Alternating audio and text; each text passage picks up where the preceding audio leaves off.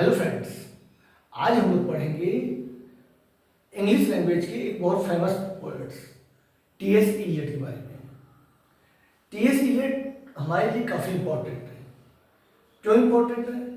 क्योंकि अगर आप अमेरिकन लिटरेचर आप पढ़ेंगे तब भी आपको टी.एस. इलियट मिलेंगे अमेरिकन लिटरेचर के हिसाब से। अगर आप इंग्लिश लिटरेचर पढ़ रहे हैं तब भी आपको टी.एस. इलियट मिलेंगे।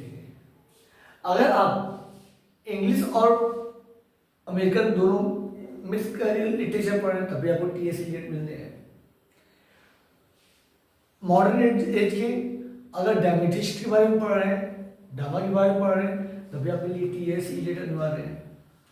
मॉडर्न पीरियड की अगर आप पोइट्री पढ़ रहे हैं तभी आपको टी.एस. इलियट मिलेंगे। और दूसरा चीज, अगर आप क्रिटिकल वर्क पढ़ रहे हैं तब भी आपके लिए टी.एस. इलियट अनिवार्य है। मतलब आप टी.एस. इलियट एक ऐसे राइटर हैं, एक ऐसे ऑथर हैं, एक ऐसे पर्सनालिटी हैं कि जिस तरीके से हम पढ़ेंगे टी.एस. इलियट हमको जरूर मिलेंगे। हमारे लिए बहुत इम्पोर्टेंट है। तो अब हम करते हैं टी.एस. इलियट के बारे में पूरा अच्छे से समझते हैं, इनकी लाइफ के बारे में। उसके बाद हम इनके वर्क और इनसे बनने वाले जो भी वन लाइनर क्वेश्चन हैं उसको हम बाकायदा देखेंगे। और इस क्लास में हम लोग जो है टी.एस. इलियट की जो है पूरे वर्क को अच्छे देखेंगे। सबसे पहला चीज ये है कि टी.एस. इलियट का पूरा नाम थॉमस स्टर्स इलियट था। इनका पूरा नाम थॉमस स्टर्स इलियट था। और टी.एस. इलियट, इनको शॉर्ट में हम टी.एस. इलियट के नाम से जानते हैं। इनका जो जन्म था टी.एस. इलियट का, इनका जन्म हुआ था 26 सितंबर 1888 को। तो कहाँ पर हुआ था? क्योंकि इनको आप जानते हैं कि इनका जन्म जो है अमेरिका थे। तो Saint Louis Missouri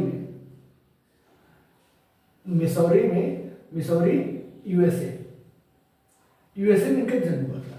Saint Louis Missouri में इनका जन्म हुआ था, यूएसए। मतलब जन्म से ये अमेरिकन थे। उसके बाद इनकी माता का नाम हम जानते हैं, पहले की फैमिली के बारे में। इनके पिता का नाम हेनरी वेयर इलियट था। और इनकी मां का नाम थॉमस स्टर्न इलियट। मतलब टी.एस. इलियट की मां का नाम चार्लोट चैम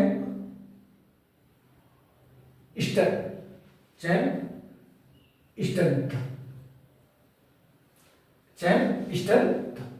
तो यहीं से इनका जो नाम पड़ रहा है, थॉमस इनका नाम, स्टर्न की मां के नाम से, और इलियट जो है पिता का सरनेम। मतलब इनका नाम थॉमस था, इनकी मां का सरनेम और पिता का सरनेम मिलाकर इनका पूरा नाम बन जाता है, थॉमस स्टर्न इलियट बन जाता है। अब इनकी पढ़ाई लिखाई देख लेते हैं, इनकी एजुकेशन। इनकी जो एजुकेशन हुई थी उसकी शुरुआत होती है स्मिथ कॉलेज से होती है। स्मिथ कॉलेज से इनकी एजुकेशन की शुरुआत होती है। और ये स्मिथ कॉलेज में 1898 से 1905 तक इन्होंने अपनी वहां पर पढ़ाई की थी, वहां पर स्मिथ कॉलेज में। उसके बाद ये जो है हार्वर्ड यूनिवर्सिटी चले गए। उनकी पढ़ाई वहां चालू हुई। यहाँ पे इन्होंने अपना बीए कंप्लीट किया, जो कि 1906 से 1909 में। उसके बाद एमए जो इनका कंप्लीट हुआ, इन्होंने 2 साल, बीच में 2 साल जो है पेरिस चले गए थे। बीच में यहाँ बीए करने के बाद जो है, ग्रेजुएशन करने के बाद 1-2 साल के लिए पेरिस चले गए थे।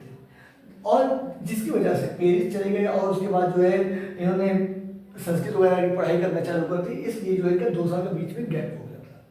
उसके एमए जो इन्होंने फिर 1911 से 1940 तक के बीच में इन्होंने अपने एमए कंप्लीट किया। और उसके बाद जो है ऑक्सफोर्ड यूनिवर्सिटी से, मेटन कॉलेज से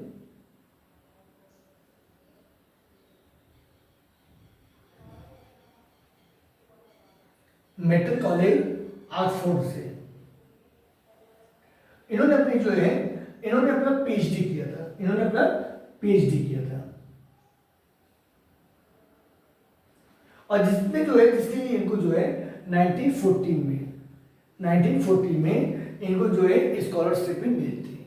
मतलब इन्होंने इनकी जो चौथी पढ़ाई होती है, बेसिक पढ़ाई थी, वो स्मिथ कॉलेज से होती है जहाँ पर इन्होंने 7 साल पढ़ाई की।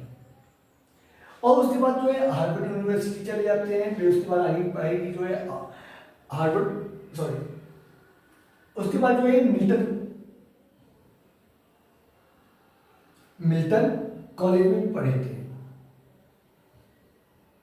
1 ईयर, 1 साल के लिए, 1 साल के लिए इन मिल्टन कॉलेज में पढ़े थे। उसके बाद हार्वर्ड यूनिवर्सिटी चले जाते हैं, वहाँ पर इनकी पढ़ाई जो है ये कंप्लीट करते हैं। फिर 2 साल के लिए पेरिस वगैरह चले गए थे।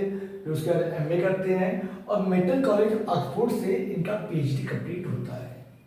देखिए हम यहाँ पर जो है कि लाइफ के बारे में ऐसी चीज़ें पढ़ेंगे जो हमारे लिए इम्पोर्टेंट है, और उसके बाद जो भी चीज़ें इसमें छूटेंगी उसको हम वन लाइनर क्वेश्चन में पढ़ेंगे। इस तरह का एक पॉइंट को छूटेगा नहीं, एक चीज़ की गारंटी है आपके लिए। ये हमारी इस बात की गारंटी है कि आपका एक पॉइंट इसमें छूटने वाला नहीं है। तो यहाँ पर इन्होंने पढ़ाई की। उसके बाद इनके जीवन में इन्होंने अवार्ड कौन से प्राप्त किए थे। देखिए ये हैं तो बहुत ग्रेट पोएट थे, तो इसलिए इनको अवार्ड भी जाहिर बात में मिलेंगे। तो अवार्ड देखिए को अवार्ड कौन से मिलते हैं, इनको अवार्ड में जो है पुरस्कार इनको मिलते हैं। पहला पुरस्कार, सबसे बड़ा पुरस्कार जो इनके लिए है वो है नोबेल प्राइज, 1948 में मिला था। 1948 में इनको नोबेल प्राइज मिला। उसके बाद इंग्लैंड का सबसे बड़ा पुरस्कार order of merit, order of merit. ये पुरस्कार ऑर्डर ऑफ मेरिट पुरस्कार जो है इनको 1948 में मिलता है जॉर्ज सिक्स के द्वारा, जॉर्ज सिक्स के द्वारा। ध्यान दीजिएगा, पिछली क्लास में हमने पढ़ा था जब थॉमस हार्डी बारे पढ़ रहे थे तो उनको भी ऑर्डर ऑफ मेरिट पुरस्कार मिला है, जो कि उनको 1910 में मिला था, 1910 में मिला था, जॉर्ज फिफ्थ के द्वारा मिला था। और इनको ऑर्डर ऑफ मेरिट जो है 1948 मिलता है, जॉर्ज सिक्स के द्वारा मिलता है। आगे इसके अलावा जो है इनको 1964 में, क्योंकि आप जानते हैं कि ये जो है अमेरिकन भी थे, इनका जन्म जो है अमेरिका में हुआ था। और 1927 तक जो है ये इनको अमेरिका की ही नागरिकता थी इनके पास। 1927 के बाद जो है ये इंग्लिश नागरिकता सिटीजनशिप इनको मिल गई थी। तो इसलिए जो है दोनों देश के लिए इम्पोर्टेंट थे। तो इसलिए जो इनको प्राइज जो मिले हैं वो भी दोनों देशों से मिले हैं। तो ऑर्डर ऑफ इंग्लिश गवर्नमेंट ने इनको जो है ऑर्डर ऑफ मेरिट से सम्मानित किया था, जबकि अमेरिकन गवर्नमेंट ने इनको जो है यूएस प्रेसिडेंटल मेडल से इनको सम्मानित किया था, जो कि 1964 में इनको मिला था। 1964 में इनको मिला था, ये इनको पुरस्कार मिले हैं। ठीक है ना, जाहिर सी बात है भाई, कितने इंपॉर्टेंट है उनको। यूएस प्रेसिडेंटल मिल रहा है, मेडल मिल रहा है, ऑर्डर ऑफ मेरिट मिल रहा है, नोबेल प्राइज मिल रहा है। तो जाहिर सी बात है भाई, इनकी वैल्यू लगा लीजिए कि भाई क्या गजब की वैल्यू होगी। अब इसके बाद इनकी वाइफ के बारे में पढ़ लेते हैं हम लोग।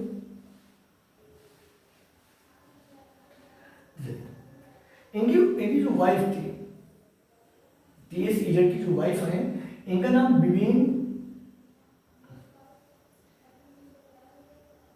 हेवुड, इनकी वाइफ का नाम विवियन हेवुड, जिनसे इनकी शादी जो है 26 जून 1915 में हुई थी।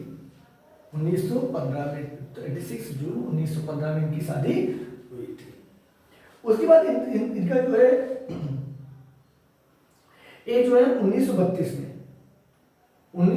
में ये जो है ये लोगों का डाइवोर्स हो जाता है। देखिए इनकी क्या है, इनकी वाइफ जो थी टीएस इलियट की जो वाइफ थी विवियन ह्यूड, जैसे थॉमस हार्डी के साथ था कि थॉमस हार्डी की वाइफ की कंडीशन नहीं ठीक रहती, तबीयत नहीं ठीक रहती थी, तो उसी तरह टीएस इलियट के साथ भी वही प्रॉब्लम थी। इनकी वाइफ जो है, इनकी वाइफ को जो है कई प्रकार की मेंटल प्रॉब्लम थी, कई तरीके की मेंटल प्रॉब्लम थी, तो जिस वजह से जो है इनका पारिवारिक जीवन बहुत अच्छा नहीं था। तो 1915 में इनकी शादी होती है और उसके बाद जो है कैसे कैसे करके इनका कुछ दिन जीवन चलता है, 16-17 साल चलते हैं। उसके बाद 1932 में इनका जो है ये उसे जो है डाइवोर्स कर लेते हैं। फिर उसके बाद इनकी दूसरी शादी करते हैं, ये जो है दूसरी शादी करते हैं, उनका नाम है स्मिथ वेलेरी फ्लेचर।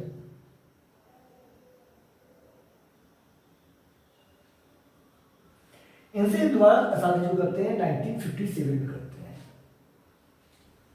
ध्यान दीजिएगा, ये दोबारा शादी जो करते हैं वो करते हैं, ये दोबारा 1957 में शादी करते हैं। और तब जानते हैं 1957 में जब इनसे शादी करते हैं तब टीएस इलियट की उम्र होती है 69 ईयर की। 69 ईयर की उम्र में शादी करते हैं। और आप जानते हैं कि जब इनकी उम्र जो है, थॉमस ईस्टन इलियट की उम्र जो है 69 ईयर की थी, तो इनकी उम्र जो है केवल जो है इनकी उम्र जो है 30 साल की थी।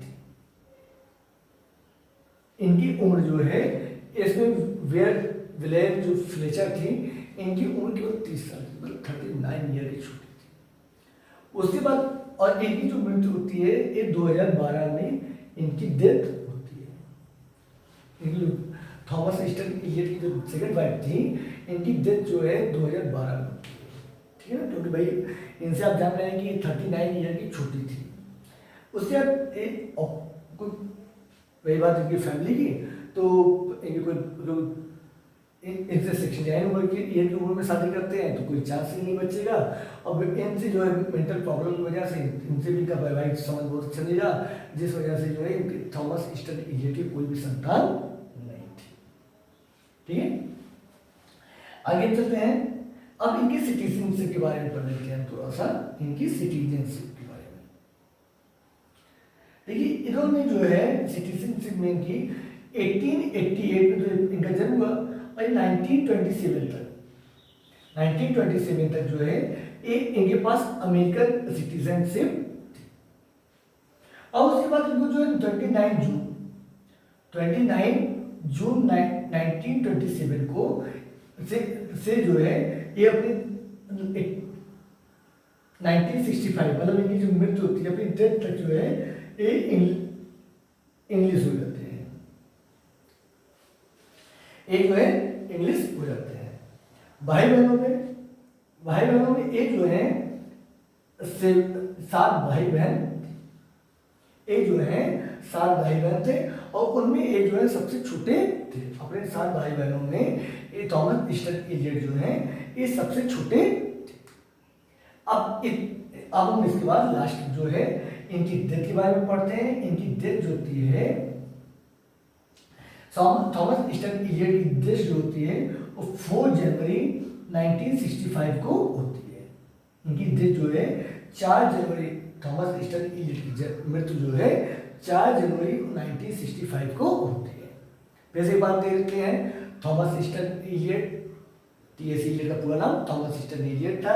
इनकी माँ का नाम चार्लोटी ईस्टन, पिता का नाम हेनरी वेयर इलियट था।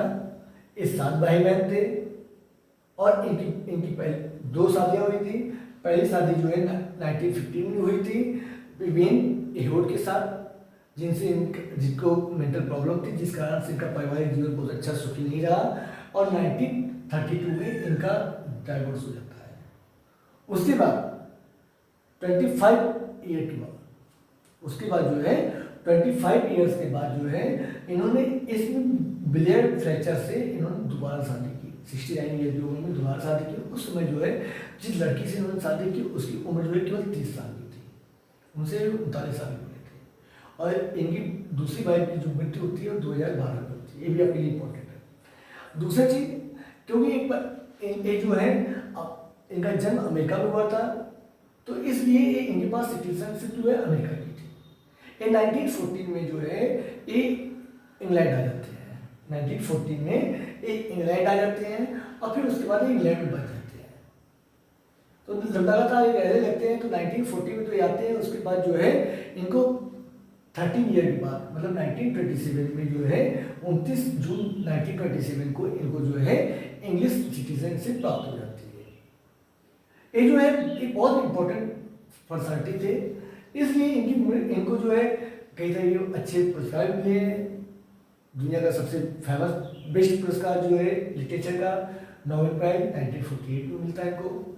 इंग्लैंड का सबसे बढ़िया प्राइज ऑर्डर ऑफ मेरिट जो है 1948 में इनको जॉर्ज सिक्स के द्वारा मिलता है। और 1965 में अमेरिका की गवर्नमेंट के द्वारा जो है यूएस प्रेसिडेंटल मेडल भी इनको जो है 1964 में दिया जाता है। ठीक, और इनकी मृत्यु जो होती है वो 4 जनवरी 1965 को होती है। इनको जो है और एक बीमारी थी, इनको एक बीमारी थी एम्फीसेमा।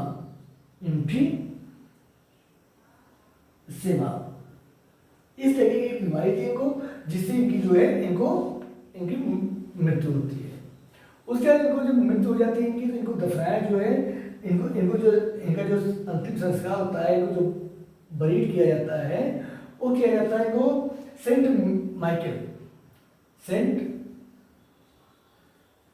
माइकल